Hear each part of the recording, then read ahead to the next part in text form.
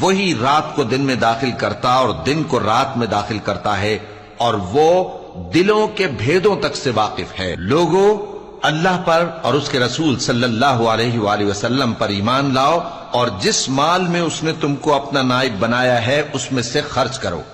اب جو لوگ تم میں سے ایمان لائے اور مال خرچ کرتے رہے ان کے لیے بڑا ثواب ہے۔